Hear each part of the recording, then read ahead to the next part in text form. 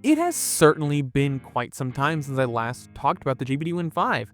And out of all the recent handheld announcements that we received around that time, the GPD Win 5 was my favorite, purely because I love that PSP/PS Vita design aesthetic that they have for their Win 5 devices. Something at the time we didn't really understand was going to function, that we have since now learned, is how the external battery situation was going to be.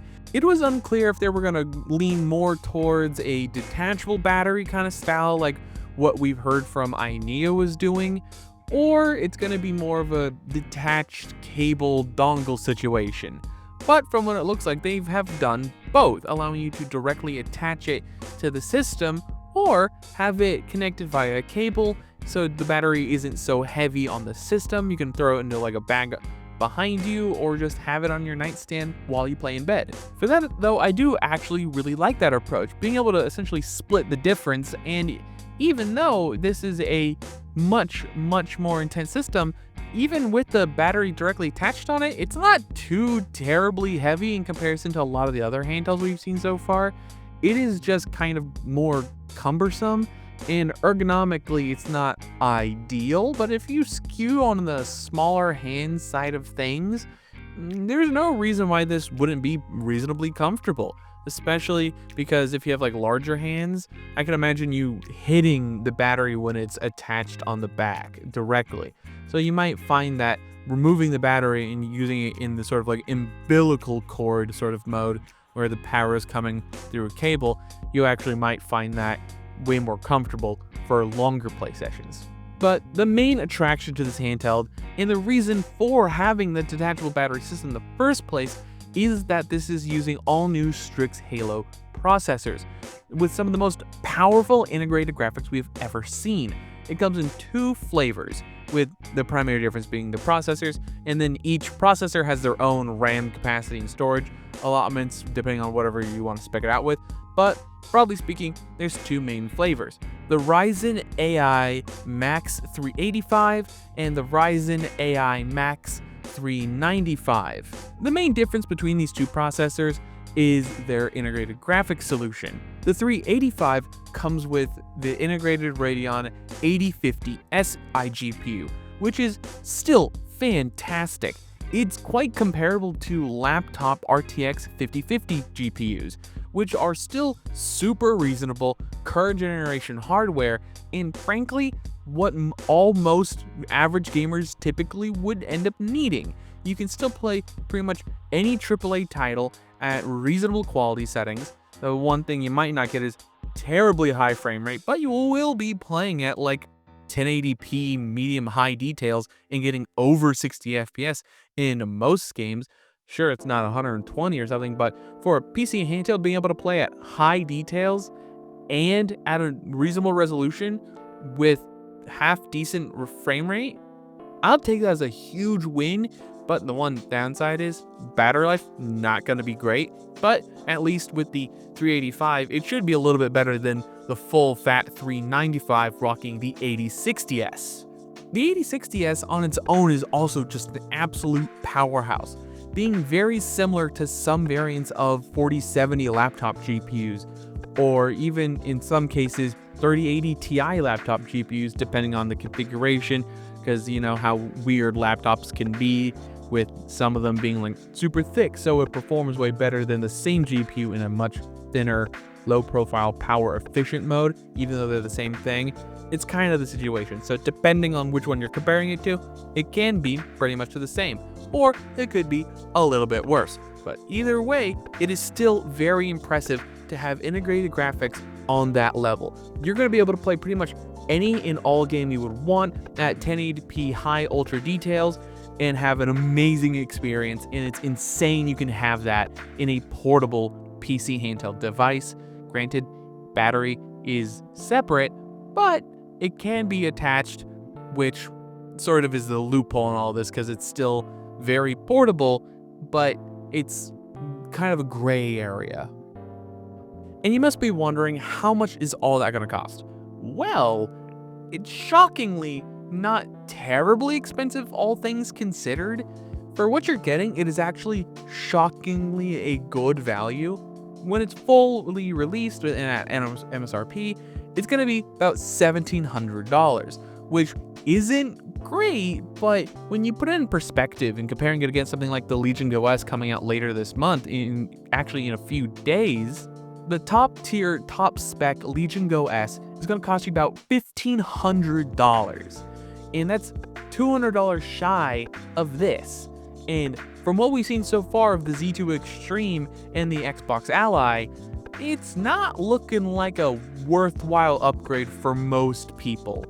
This justifies its cost by being the world's most powerful. Spending $1,500 on a Z2 Extreme seems kind of ridiculous when for $200 extra, which yes, sounds like a lot of money, but the amount of extra performance you're getting is so significant that I think that pretty much outweighs it entirely, which that making this an absolute no-brainer. If you're spending that much money, you might as well be buying the best thing you possibly can and not skimping out and saving $200 on a Legion Go 2. That isn't to diminish the Legion Go 2. It's fantastic, and if you're getting the $1,100 model, sure, spending the extra $500 might not, or $600 rather, might not necessarily be justifiable.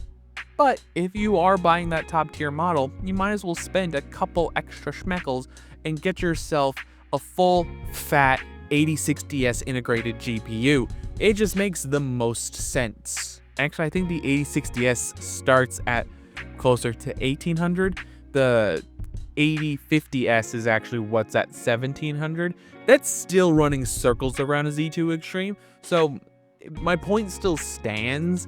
It's perfectly reasonable to buy this over the Legion Go 2 or any Z2 Extreme based device, because it is that much better that I can say if you buy it, you are making a very good decision, and this is something that you can use for a very, very long time without really feeling any buyer's remorse, because the time it's going to take for these lower tier Z line processors to catch up to where the 395 and 385 are currently at, it's going to take till like the Z4 to catch up to this level of performance. And by that point, most PC games have already outstripped that in performance tier and would require more powerful chips to have a much better overall experience in that time's current gen titles. Pre-orders for the device are currently available. For what seems like arbitrary reasons, they're limiting it to 200 total units for the first batch and 300 units for the second batch, with shipping dates starting at about December 18th of this year and the rest coming later next year, which is to be expected, but it feels like a very small sample size. At time of recording, there's only about 10 left of certain total models, so get it now if you're wanting to get it, because if you don't, you might be waiting until like early to mid next year for when you wanted to get it again, depending on how long it takes for them to actually fulfill all these current orders. The nice thing about GPD though, they have a long track record of supporting and being reasonable in doing their shipping times, because they have a long time experience in this kind of business, and I would trust them to actually deliver the product.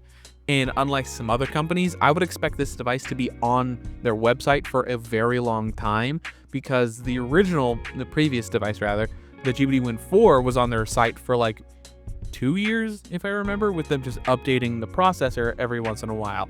So if you don't buy this one immediately, you should be able to buy it whenever you want once this thing is fully out and they've fulfilled all their pre-orders. Assuming that time comes, probably sometime mid to late next year, you can buy that knowing that you should receive it at a reasonable time without any worry of stock limitations or whatever, or scalping, because honestly, this is way too niche of a product for most average consumers. My recommendation would be just buying the 8050S base model.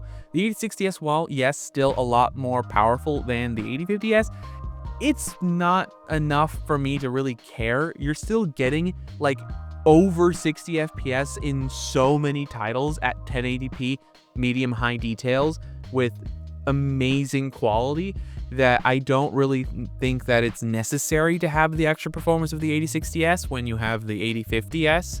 I thrown a lot of numbers at you guys today, but if you're at all interested in picking this device up, links which would be down below.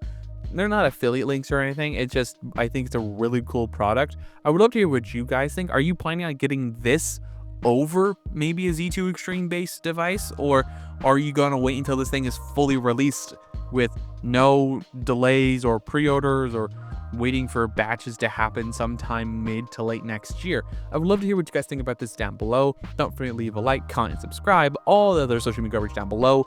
And last but not least, have a wonderful day.